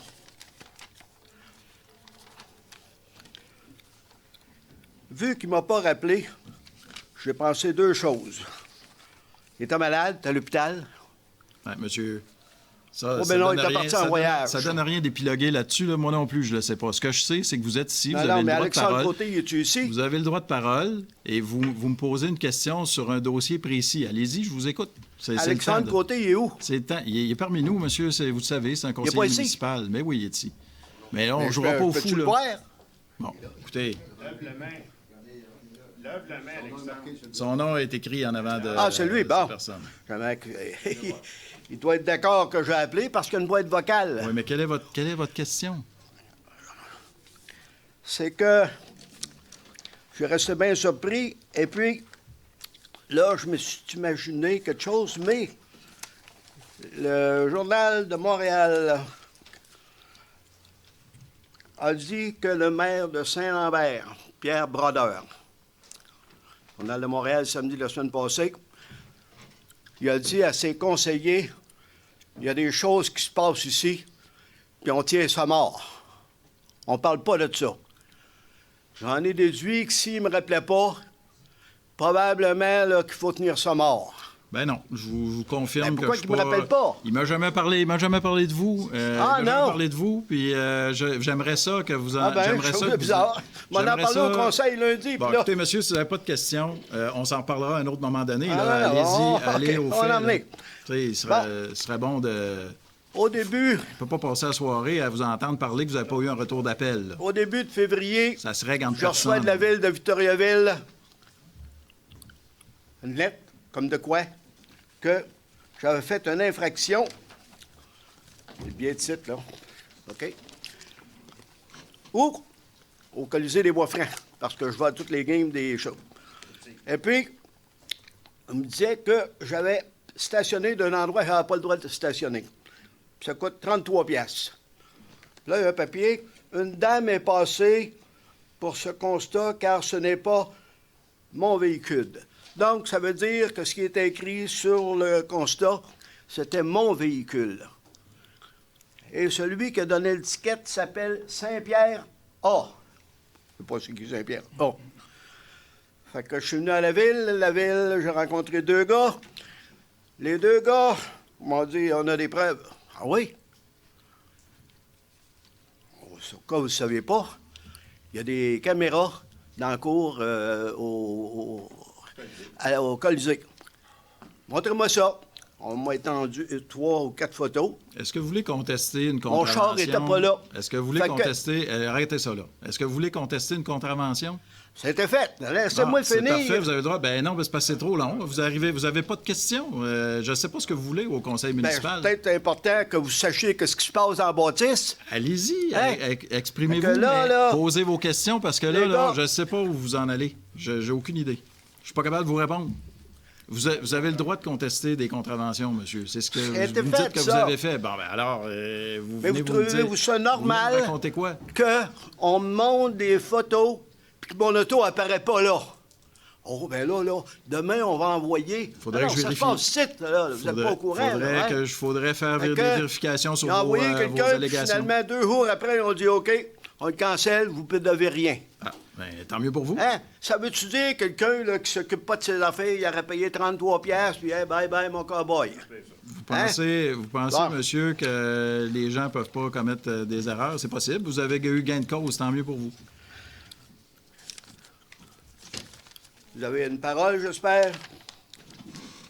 Vous avez une question, j'espère? Oui, j'espère. 2 annonces marquent le souper du maire. Dans le journal L'Union de la Nouvelle, du 28 janvier 2018. J'espère que vous en rappelez. Il est écrit quelques 300 convives réservés de soirée pour assister à ce souper du maire tenu au centre des congrès de l'Hôtel Victorin. les gens d'affaires ont pu apprendre que Victoriaville, cette année, ira de l'avant avec www.achetervicto.com. Vous avez dit ça? Oui, c'est un nouveau site pour le commerce local. On s'en vient dans le vif du sujet. C'est parfait, je vous écoute. Savez-vous que la ville de Victoriaville a donné un contrat à une imprimerie de Nicolette, qui fait partie de la MRC de Nicolette Yamaska? Êtes-vous au courant de ça? Très possible. Impossible? C'est très possible. Ah, c'est très possible. Oui. Ah, c'est bien, hein, parce que c'est écrit dans la demande de soumission. La Ville de Victoriaville ne s'engage à accepter ni la plus basse ni aucune des soumissions reçues dans le cours, aucune obligation envers chacun des soumissionnaires qui se réserve de droit de passer outre à des irrégularités mineures dans le cas des plus basses soumissions. Avez-vous une question là-dessus? Vous contestez le fait que la Ville de Victoriaville a accordé un contrat à une entreprise qui est de Nicolette, dans le centre du Québec. Vous savez pourquoi on fait ça? C'est que le gouvernement exige de notre part qu'on fasse, évidemment, preuve de rigueur dans nos demandes de soumission. C'est logique qu'une fois de temps en temps, on fasse des soumissions et parce qu'on veut savoir si on paye le juste prix. Et j'imagine que vous êtes mécontent du choix d'une entreprise plutôt que d'une autre. Mais c'est tout à fait normal quand on est on gère l'argent des contribuables. Alors, les payeurs de taxes de la Ville de Victoriaville doivent être assurés que leur argent va servir à bon escient et qu'on va avoir le meilleur prix possible pour des soumissions. Alors, c'est pour ça qu'une fois de temps en temps, j'ai rien contre on ça, ne fait pas juste du gré à gré. On ne peut pas juste faire du gré à gré. Mais il arrive, oui, que des entreprises de l'extérieur de la Ville obtiennent des contrats. C'est ce que vous êtes mécontent de ça, mais moi, je vous dis qu'on doit gérer l'argent des contribuables avec beaucoup de rigueur. Et c'est ce qu'on a fait. Je suis allé sur Internet. On a obtenu le meilleur prix à cet endroit-là. J'ai allé sur Internet puis j'ai vu qu'il y a des villes qui sont à peu près sensiblement la même chose que Victoriaville. Il y avait Granby. Il y avait... On ne trouve pas. Ben. Il y a plusieurs villes, Granby, Thetford, Granby. En tout cas, il y en a 5 villes sur Internet qui disent que quand ils vont ailleurs, ils acceptent un prorata de 5 % en plus ou en moins. Ce qui est arrivé, l'imprimerie a soumissionné un calendrier pour l'année 2020 et le contrat a été donné à Nicolette à 18 810 et l'imprimerie Rayon a soumissionné 19 089, ce qui fait une différence de 279 piastres. Là, ici, je tiens à remarquer que M. Charles Verville et Fanny Tremblay collaborent très bien avec les employés de chez Rayon et Nadeau. Fait que le problème n'est pas là. Ils ont probablement suivi le livre, là, ben, hey, on donne ça là, au moins cher. Savez-vous qu'une différence de 279 piastres, parce qu'il n'y a personne de Nicolette qui va venir chercher du gaz, qui va venir au restaurant, c'est ça. L'imprimerie Eonado donne tout près de... Pas tout près, c'est exactement 2 800 000 de salaire par année à une soixantaine d'employés. Ces employés-là ont probablement des maisons, des loyers, ils achètent les épiceries, tout ça. Mais ça compte pas, ça. Hein? Ça compte pas, ça. Hein? Ce qui compte, on a sauvé 279 piastres. J'aimerais ça savoir qui est en arrière de ça pour dire, là, tandis que les municipalités, là, que je ne me rappelle pas, ils acceptent 5 %. Puis là, on se ramasse avec un pourcentage de 3,7 %. Monsieur, on s'entend, là, on s'entend que vous êtes insatisfait. On s'entend pas? On s'entend que vous êtes insatisfait.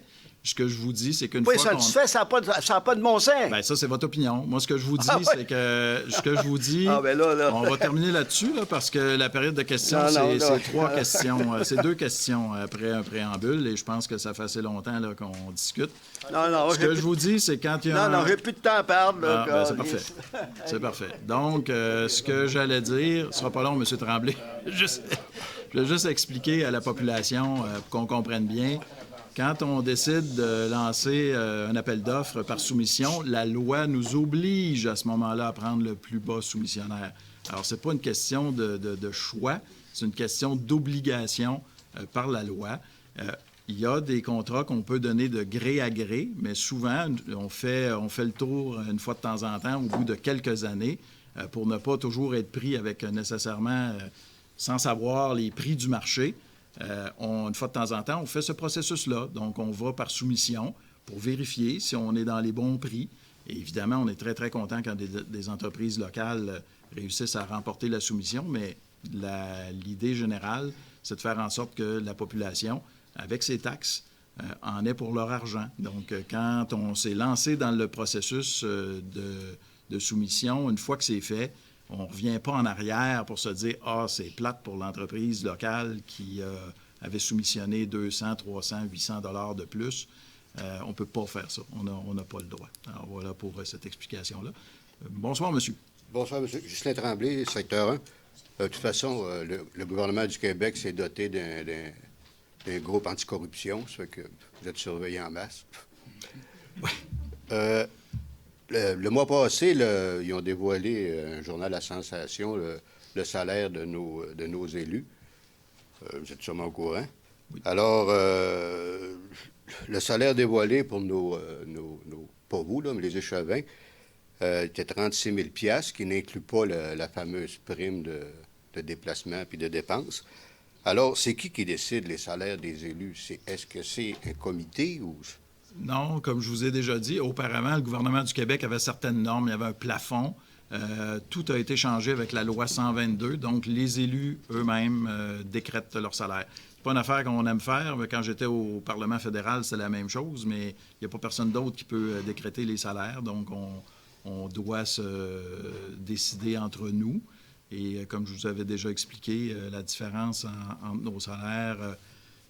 qui étaient les mêmes salaires depuis de nombreuses années. Le changement est survenu quand le gouvernement fédéral a décidé d'imposer les comptes de dépenses. C'est la seule différence depuis plusieurs années. Parce qu'il y a vraiment une disproportion quand je regarde le nombre de citoyens versus les salaires de certains élus. C'est aberrant, les différences qu'il y a. Au Québec, vous parlez? Bien, il y a d'autres municipalités dont il y a 2000 citoyens, puis ils ont 80 000 $ de salaire. Je parle du maire puis des conseillers. C'est vraiment ahurissant de voir les différences.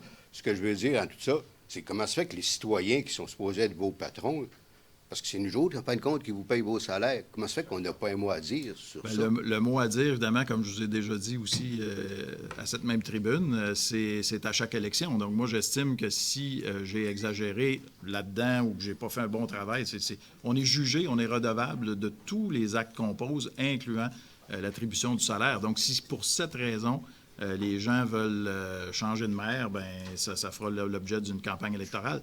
Donc, c'est aux élections que ça se passe. Je suis bien d'accord, mais Et vous avez le droit, évidemment, de venir nous le dire. Le salaire que vous avez établi, je ne pense pas que le prochain maire va demander moins. Le barème s'en va de temps augmentant.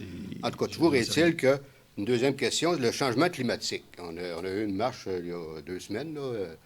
Il y a eu à peu près 1 % de la population qui a participé à cette marche-là, qui était très justifiable. Je ne vois pas personne là, qui sont présents aujourd'hui pour revendiquer cette chose-là. Vous avez restauré un beau centre-ville de plusieurs millions de dollars où c'est full béton, là, c'est du béton. Il n'y a pas de verdure ou presque pas, très peu. La ville, là, nous autres, ben, je trouve qu'il n'y en a pas beaucoup. Il y a de la place en masse. Moi, mon secteur 1, là, les contracteurs, ils ont bâti des maisons, ils ont tout coupé à blanc. Vous avez replanté quelques arbres, mais tout ce qu'on a perdu, là, ça fait 3 ans de ça, là, la végétation commence à prendre le dessus. Là. Mais ils vont bâtir d'autres maisons, puis ils vont encore couper à blanc, parce que les contracteurs, c'est eux autres qui mènent tout. Moi, si je coupe un arbre sur mon terrain, ça me prend une autorisation spéciale, puis ça me prend un permis. Mais les autres, ils ont le droit de couper à blanc n'importe quand. Alors, ma question est, la ville de Victoriaville, ma ville, ils ont-ils l'intention de faire de quoi pour le changement climatique? Là? À part, on a nommé quelques chiffres tantôt, là, mais ça va nous mener à quoi, là? Parce que, vous savez que les arbres, là, c'est le poumon naturel, ça, là. On veut mettre une taxe de carbone, bien, les arbres, ils absorbent le carbone puis ils dégagent l'oxygène la nuit. Ça fait que la photosynthèse a réagi, là. Ça fait qu'il ne faut pas avoir peur de planter des arbres. Dans le centre-ville, s'il y en avait eu un peu, parce que le centre-ville était fait pour attirer les gens, pour les magasins qu'il y a là. c'est 0,8 km que ça, de distance.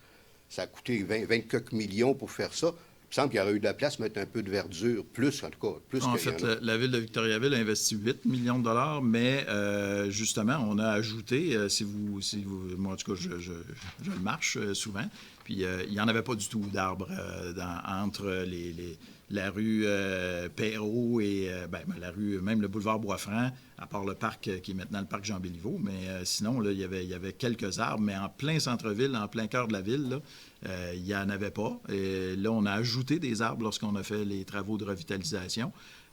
Pour ce qui est des espaces verts, on vient tout juste d'annoncer récemment de la part d'un promoteur immobilier dans le secteur colonial, M. François Desharnais, qui a cédé une partie de son terrain à la ville de Victoriaville. Donc, on va évaluer évidemment ce qu'on va faire avec cet espace vert, mais il y a des bonnes chances qu'on en fasse un parc. Il va y avoir donc un ajout d'espace vert à la ville de Victoriaville. Déjà qu'on a le parc Terre des Jeunes, on a tous les autres secteurs. On est une des villes, je vous donnerai des statistiques, je ne les ai pas par cœur, mais où on plante le plus d'arbres à chaque année. On en plante énormément. Quand on l'annonce même, quand il faut couper des arbres à cause de la maladie ou des dangers qu'il y aurait pour la sécurité des gens, on remplace ces arbres-là par d'autres arbres. On est très... puis pour les changements climatiques comme tels, vous savez déjà que depuis des années, la ville de Victoriaville possède des automobiles électriques. Les poids lourds sont alimentés en biodiesel. On a juste là, sous mon mandat, parce que si je reviens en arrière, là, on va en avoir long, là, mais sous mon mandat et le mandat du conseil actuel, on a adopté un règlement sur les pesticides. Il n'y en avait pas à Victoriaville auparavant. On vient d'adhérer à la communauté bleue, donc dans nos édifices, partout avec les événements et également avec qui on fait affaire, on va interdire, il n'y aura plus de bouteilles d'eau en plastique. On est en train de travailler ou de regarder certains règlements également concernant le recyclage, les plastiques à usage unique, etc. Le gouvernement du Canada, d'ailleurs, fait une annonce récemment là-dessus. Alors, on travaille continuellement pour, évidemment, éviter d'aggraver la situation et même mieux que ça, de faire en sorte de diminuer notre empreinte négative sur l'environnement. Alors, on n'est pas tout parfait, mais on est certainement une des villes au Québec où on est plus à l'affût avec notre service de l'environnement de tout ce qu'on peut faire pour contrer les effets des changements climatiques. Vous savez une chose... dans notre champ de compétences. On demande Le problème, c'est, moi, qu'est-ce que je peux faire pour l'environnement? Tu sais? À toutes les 2 semaines, là, je remplis mon bac vert de récupération full. Ma part est faite, mais ça s'en va où, ces résidus-là? Tous les magasins, là, c'est du suremballage partout. Mon bac de vidange, il y a ça dedans. Le bac de récupération, il est full, tu sais. Maintenant, ça va déborder quelque part. On a un député à en devenir qui veut nous emmener des pipelines ici, puis du pétrole, là. Mais on fait la guerre contre le pétrole parce que toutes ces choses de styrofoam-là, c'est fait à base de pétrole. Fait que ça, je trouve que c'est un problème important. Puis... On pourrait s'en parler en dehors de... Oui. Parce que c'est un gars... Non, mais c'est blague à part, c'est un vaste dossier, bien sûr. La crise du recyclage actuellement, elle nous touche également.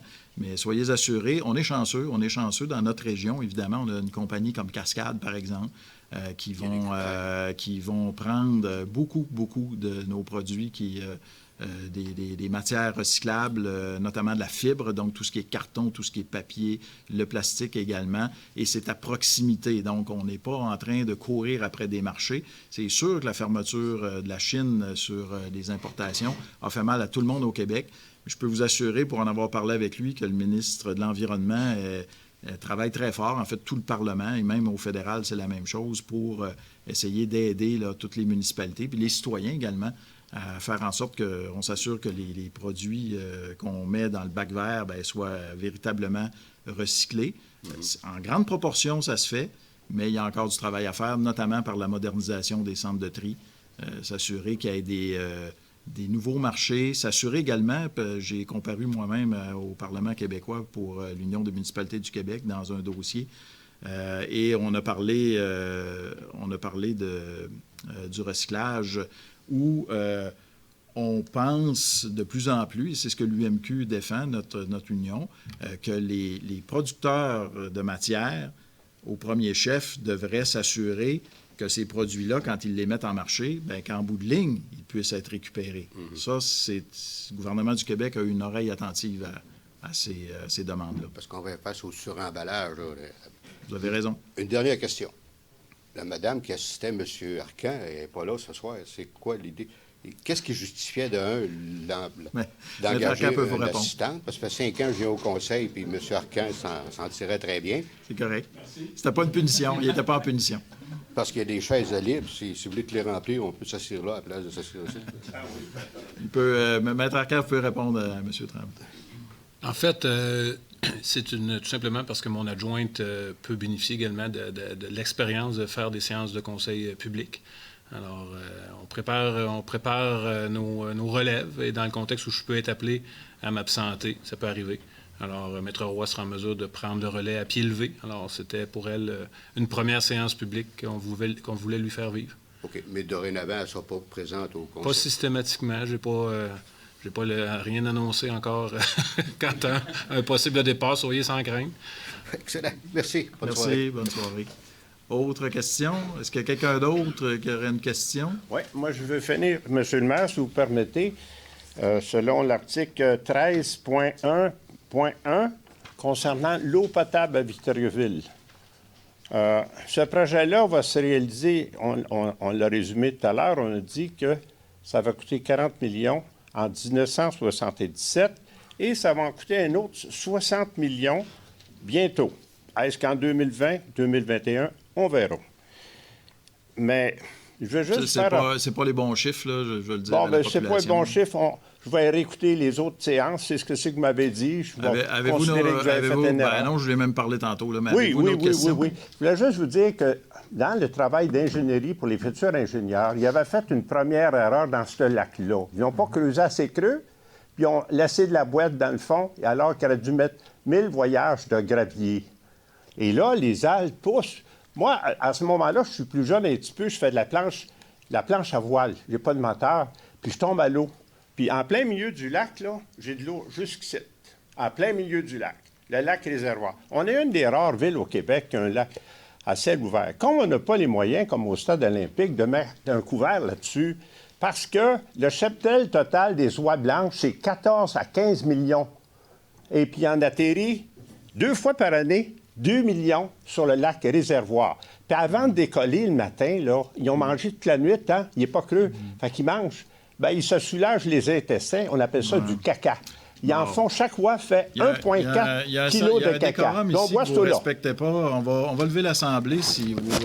c'est ça. Vous avez OK. Pas... c'est parce que je vous demande de poser des questions. C'est juste ma première question. Bien, c'est pas une question, ça. Ouais. Voulez-vous que je passe à la deuxième question? Non, à moins que vous ayez un avion à prendre ou quelque chose de bien urgent, il est juste... Non, il est 8h moins 20. Demande la levée de l'Assemblée? Bon, on demande la levée de l'Assemblée. OK, correct. Monsieur Poisson et Monsieur Côté. Non, là, l'Assemblée est levée. Alors, merci beaucoup, mesdames et messieurs, d'avoir assisté à cette séance du Conseil. On va vous souhaiter une très belle fin de soirée. N'oubliez pas toutes les activités dont on vous a parlé au mois d'octobre. Il y a également un moment important, évidemment, dans notre vie démocratique, c'est le vote, le 21 octobre prochain.